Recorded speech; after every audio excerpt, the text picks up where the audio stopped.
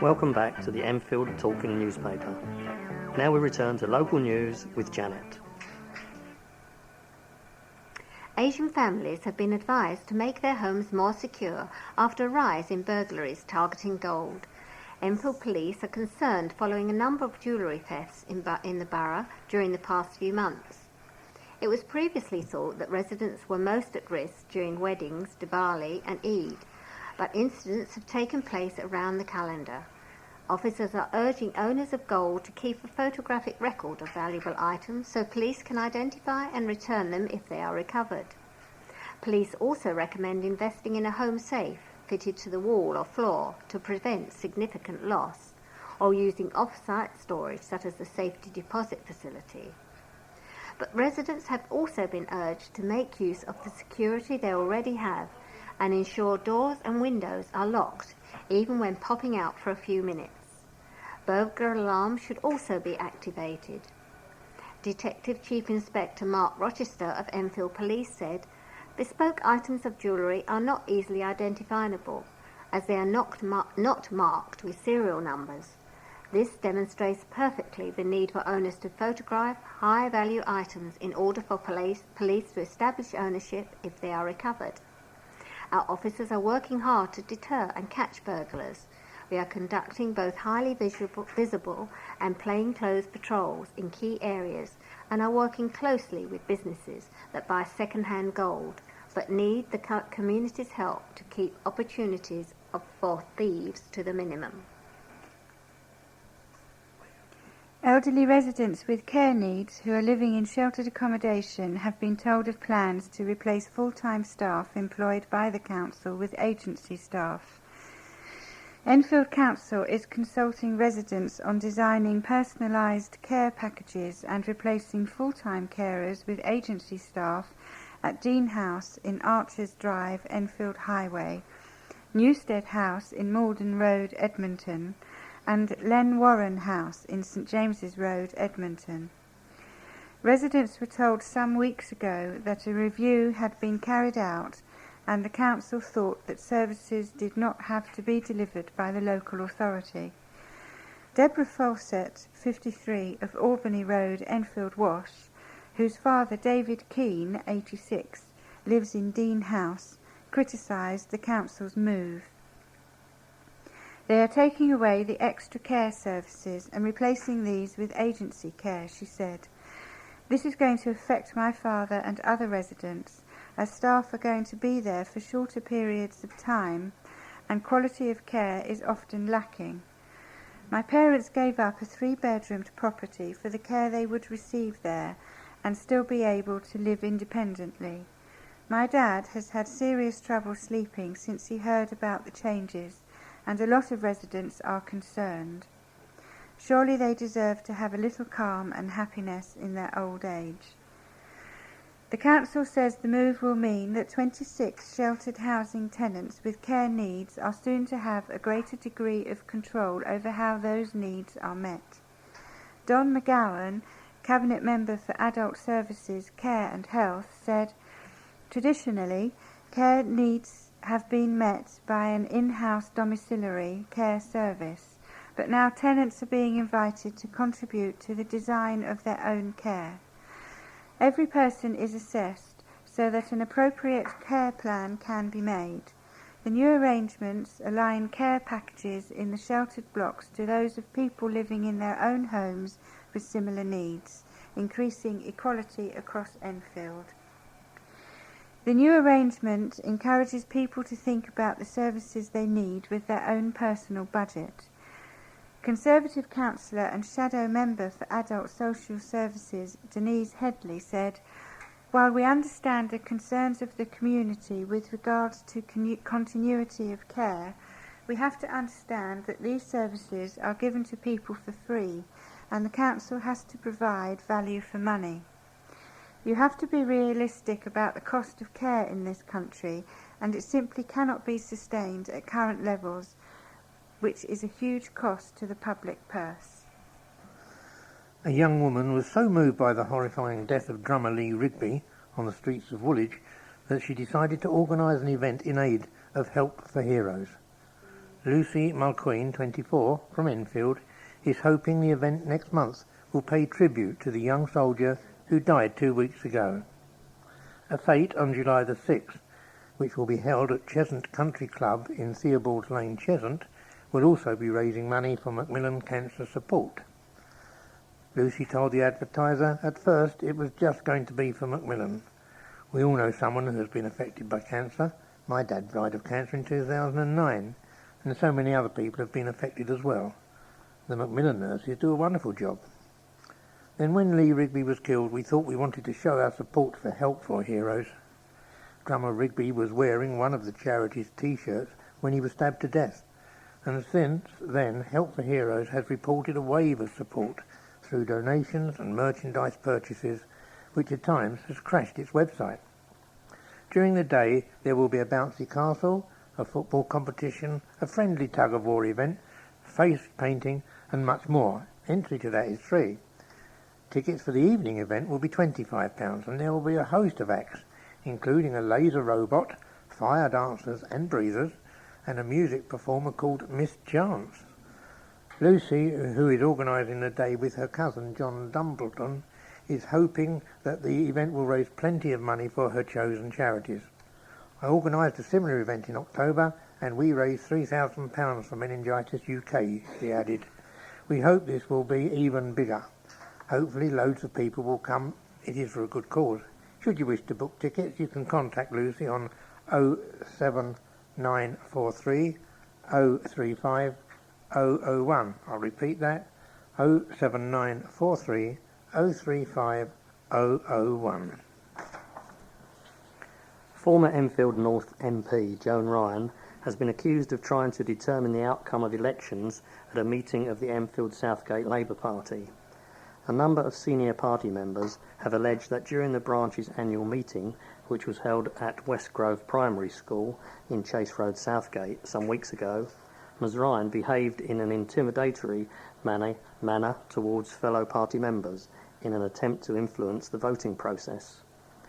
The Enfield Advertiser has learned that a formal complaint about the conduct of Miss Ryan, who is in the running as prospective parliamentary candidate in neighbouring Enfield North, has been made to the Executive Committee of the Enfield Southgate Labour Party by a number of branch members. The letter of complaint, which has been seen by the Advertiser, accuses Ms Ryan of trying to influence the outcome of the meeting and of aggressive, intimidating and uncomradely behaviour. During the meeting, the elections for Executive Committee positions were postponed after concerns were raised over the eligibility of some members to vote. A senior Enfield Southgate Labour Party member, who wished to remain anonymous, said, "What happened at the AGM was a strategic attempt to overthrow the incumbent Executive Committee. The selection panel, which decides who runs for the MP position, is appointed by the Executive Committee. It became very clear at the AGM that there was a game plan. The moment the electoral process ended, all the new members walked out, and so did Joan Ryan." Other senior party members, including Jeff Rodin, who was leader of Enfield Council Labour Group until 2010, believe Ms Ryan is trying to gain support in the neighbouring constituency for when she runs in Enfield North. Mr Rodin said, "I am reliably informed that at the meeting she was involved in active and at times aggressive support for a group of members who were seeking to replace some of the long-serving members of the Southgate Labour Party executive. I think that for her to be selected by the Labour Party would be a mistake, because it would divide the party." Ms Ryan hit back, saying, "The allegations levelled against me are complete nonsense. As a Southgate Labour Party member, the only person I went to the AGM with was my husband. I sat at the back and I never left my seat. I never shout in a meeting, so that is also untrue. The chair of the meeting made a ruling and decided to stop the meeting, and I had no complaint about that." Council chiefs are consulting on plans that would see a 20-mile-an-hour zone across an area covering Palmer's Green and Winchmore Hill. Enfield Green Party members have been campaigning for a lower speed limit on the roads between Hoppers Road and Green Lanes, and a petition with 700 signatures was handed to the council last year. Residents have until June 14 to comment on the proposals, which would see a range of traffic calming measures, including flat speed bumps known as cushions and tables, installed. Although the Green Party is pleased Enfield Council is proposing a new 20-mile-an-hour zone, it would prefer to see other traffic calming measures in place. Douglas Coker from the Enfield Greens said, "We are very pleased the Council is proposing to implement the zone. It's reacted very positively. But we find that speed bumps can create a lot of vibrations and people driving over them can experience quite a bump. So we would prefer them to use sinusoidal bumps. These bumps are very gradual and run very smoothly. If you go too fast over them, they will send the car flying up, and that is how you know you are going too quickly. We would prefer the Council to use these." The Greens have been campaigning to reduce the speed limit in the area in a bid to improve road safety, and as part of its manifesto, the Labour group pledged to enforce 20-mile-an-hour zones near schools. "We want these roads to be handed back to the residents. It will improve things for cyclists and allow children to play more safely." But Winchmore Hill Ward Councillor Martin Prescott said he did not think implementing a 20-mile-an-hour zone would improve road safety. "We don't mind the zone being implemented near schools," he said, "but I think 30 mile an hour is fine as long as it is policed properly, and there's a lot of evidence to say that 20 mph doesn't make things safer." Former Enfield Southgate MP Stephen Twigg highlighted the value of gold standard apprenticeships on a visit to educational institutions in the borough recently. The Shadow Education Secretary, now MP for Liverpool West Derby, returned to his old stomping ground to meet students and staff at Chicken Shed Theatre and Barnet and Southgate College. Mr Twigg spoke to the Advertiser about free schools, apprenticeships and his childhood memories of the inclusive theatre during his visit. Last week, Education Secretary Michael Gove gave the nod to 2 more free schools opening in Enfield next year. But Enfield-born Mr Twigg said that often these schools, independent of local authority control, are located in the wrong areas. The Labour MP said, "The main thing that Mr Gove is getting wrong is that he should focus the free school policies on areas with a lack of school places." While visiting Barnet and Southgate College, the 46-year-old, who was Enfield Southgate MP from 1997 to 2005, was shown the advanced manufacturing and mechatronics equipment available to students. Mr Twigg said there needed to be more focus on post-16 education. He told the Advertiser, "While maths and English are important, the government should have a focus on post-16 and post-18 education apprenticeships and have a broader curriculum which retains a focus on vocational education. Unfortunately, apprenticeships have been devalued. We see 3-month short courses these days that are being called apprenticeships. That is wrong. Apprenticeships should be of a gold standard and should last for at least a year." During a stop at Chicken Shed Theatre in Chayside, Southgate, Mr Twigg sat in on a rehearsal with foundation degree students. Talking about the theatre, the MP recalled, "Mary Ward, a co-founder, was a friend of my mother. I think the first performance I saw was at East Barnet School. The work that Chicken Shed is doing in the community is very important, and I believe their ethos of inclusive theatre is instrumental in bringing together people from all sorts of backgrounds." A spokeswoman for the theatre added, "We were delighted to have Stephen visit us to see how we are developing and growing as a theatre, and that we now offer BTEC and foundation degrees." The demolition of a tower block has marked the start of a regeneration scheme in Angel, Edmonton. Crushers and diggers were called in to knock down the empty 11-storey building on the 50-year-old Highmead estate in 4th Street. A parade of shops and maisonettes are also being bulldozed as part of Enfield Borough Council's renovation programme for the area. The council is working with Newlon Housing Trust, Countryside Properties and Hawkins Brown Architects to develop a new estate, with work due to be completed in 2015. Richard Cherry, Deputy Chairman at Countryside Properties, said, With the demolition of the former estate well underway, we can now prepare the site to build the high-quality development with a landmark building as part of this. The new estate will consist of housing, shops, a community building and a health and medical centre. There will also be 1,037 square metres of new retail space in 4th Street for shops, cafes, restaurants and a bar. Councillor Ahmet Okenya, Enfield Council's Cabinet Member for Housing, said, "We have first-class architecture which has taken into account the ideas and needs of the community and a strong management team to provide housing services for the estate. With 118 new homes with family-sized, affordable housing, we are helping to build a stronger community. The flexible commercial space, a community building and health centre are providing an attractive development with great employment opportunities for local people." A group of traders in Edmonton Green who have been fighting an eviction battle with their landlord have started packing up their businesses. The 22 retailers were served notice that their final day of trading at the units in South Mall would be June the 1st, but following a legal challenge they were granted a week's extension by InShops, the market operator which rents out the space.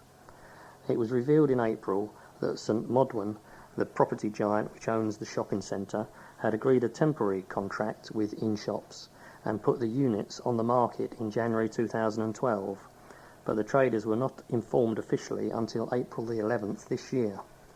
They are furious that they were given just a month's notice to leave and that new businesses were allowed to move in as late as February, even though InShops' deal with St Modwen had been terminated. Sayet Aksu, who closed his Eat-In cafe after only 3 months of trading, said, "We're seeking legal advice because we were kept in the dark about the situation InShops was in. We have been pushed aside as two big companies have trod on us for their own financial gain. We spend a lot of money on setting up the businesses and it's very difficult for us to put a deposit down on new premises. We'll have to start from scratch again." 4 retailers have found alternative premises in the shopping centre, but the other traders, some of whom have been at the site for 9 years, have nowhere to go. Joanna Ladzinska, who runs a baby clothing shop, said, "Fortunately, I am in a new place in the shopping centre, but because of InShops, all the money I have invested is gone. We are talking to lawyers about pursuing a compensation claim." Plans are in the pipeline to rent half of the site to Lloyd's TSB, which has been given permission by Enfield Council to establish a new branch. A spokesman for InShop said, "We will be vacating by the 25th of June. St Modwen was unavailable for comment as the advertiser went to press. There's a lovely picture here of 4 generations, proving that people can work together no matter what age they are. Volunteers donned gardening gloves as they got to work cleaning up a rubbish-strewn road in Palmer's Green. More than 20 people were thankful for the sunshine as they helped sweep up, weed and rake over flower beds at the rear of Ruth Winston Centre in Green Lanes. Yvonne Quigley is centre manager at Ruth Winston, which provides activities such as fitness classes and computer lessons for the over 55s. She said the road was unkempt, full of tossed litter, weeds, and the trees hadn't been pruned for years. It was in a terrible state, so we wanted to get together to clean it up and make it look nice for the community.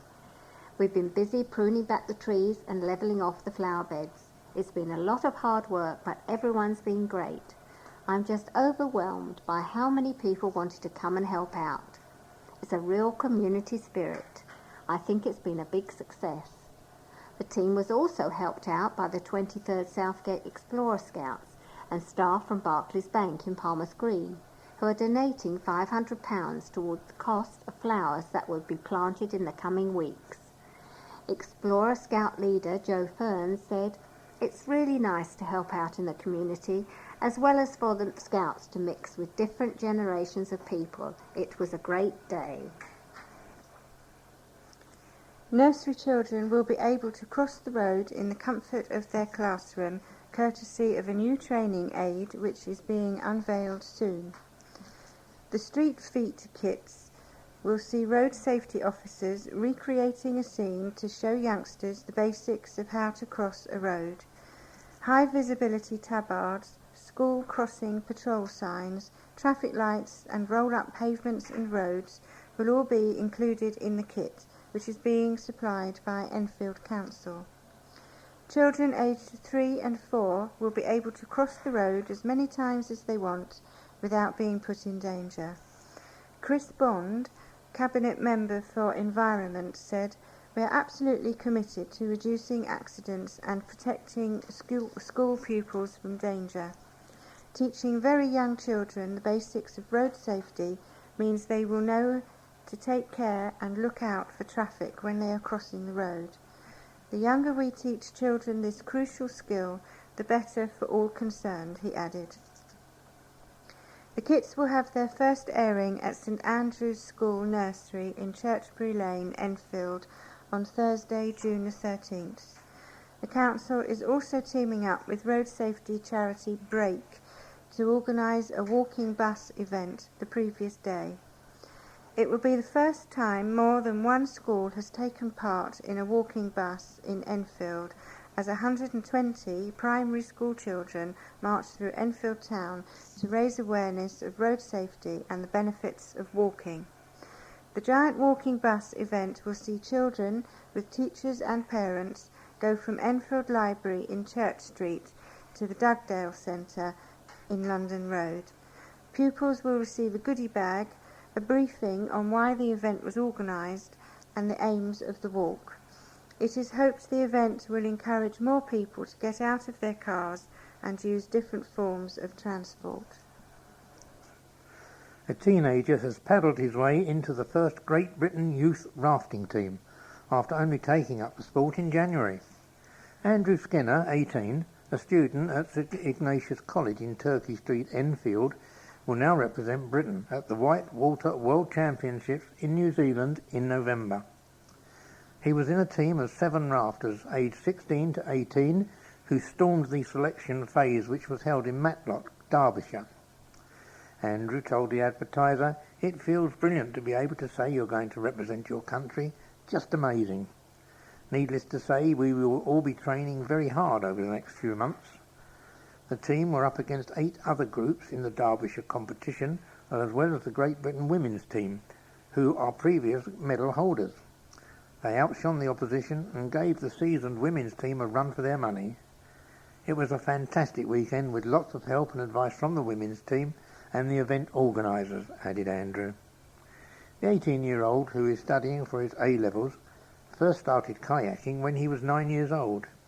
He has enjoyed the sport ever since, and when he is not studying, he is a volunteer at the Herts Young Mariners base in Hertfordshire. Adding to his busy schedule, Andrew's team meet every Thursday at the Lee Valley Whitewater Centre in Station Road, Waltham Cross, to hone their rafting skills. Malcolm Ferris-Lay, who brought the team together, said, "I almost burst with pride when it was announced that the lads had made it as the new team. The boys gave the women's team a good run and were snapping at their heels all weekend." The sport of rafting sees about 7 people riding an inflatable raft down rough water while using paddles to control their direction. It is not yet an Olympic sport, but Andrew hopes it will become one, so he can make it into the team. Now the Great Britain youngsters are concentrating on the daunting task of raising the funding needed to get the team to New Zealand. Andrew is not letting his rafting success go to his head, and he is studying hard for his A-levels so he can achieve his dream of going to university. Children throughout the borough will soon be running, kicking and jumping for joy after council chiefs landed £250,000 to get Enfield moving. The National Lottery grant will be earmarked to keep the 2012 Olympic legacy alive, helping to get the borough's children active and also tackling childhood obesity. In 2010-11, Enfield had the highest rate of obesity in reception-aged children of any London borough, with 14.6% of youngsters classed as obese when they were first measured and weighed at the age of 4. Unless something is done to help these kids lose weight, they could be storing up a host of health problems for the future. The money will fund a raft of projects aimed at helping parents make healthy choices for their families. The money will also be used to fund a scheme for doctors, schools and youth workers to point overweight youngsters in the direction of fun activities that will raise their pulses. Enfield Council's Cabinet Member for Culture and Leisure, Bambus Shamalambus, said he was determined to help the borough slim down. We are committed to getting PE firmly back on the curriculum, he explained. Our recent public health report showed that our young people spend significantly more time than the national average on high-quality physical education, which is something we are keen to encourage. This very welcome injection of lottery money follows the theme of investing in getting our young people fit and healthy by targeting those who most need it, children and young people who suffer deprivation, those who need extra help to get fit and healthy, and those with disabilities. This money is fantastic news, and I look forward to seeing some of the projects for myself. 3 companies have won £10,000 each in a competition to find the best business ideas in Enfield. The winners of the 2013 Enfield Innovation Competition were Recluse Colony, Building Blocks and Love Your Doorstep. They won the Business Startup, Social Enterprise and Trading Business categories respectively. Emma Rigby, founder of Love Your Doorstep, said, "It was amazing and we are just delighted that after a year of hard work we are finally getting some recognition. The judges were real experts in their field and it was good to get the nod of approval from them. I think we've proved in such a short time that Love Your Doorstep is not just good for business, but we are good for the community too." Mrs. Rigby said the prize money would go towards growing the business and was planning for future projects. The event was held at 40 Hall Banqueting Suite. Judges included previous winners Emma Lundy of the Good Food Gatherer and Liz Rice of Tank Top TV, who said the standard of entries to the competition was very high. The Innovation Awards were supported by Enfield Borough Council and delivered by Red Loop, the Middlesex University's Design and Innovation Centre and the North London Chamber of Commerce. We've reached the end of our programme for this week. Thank you for listening. So from the team of Janet, Sally, John, Keith and Robin on the controls, it's goodbye. Please remember to turn over the address label in your postal packet, put the cassette into the packet and return it to us as soon as possible in readiness for the next edition. Don't forget you can call Diane de Jersey regarding any help you may require in connection with Enfield Talking Newspaper. The Enfield Talking Newspaper will be with you again in 1 week's time.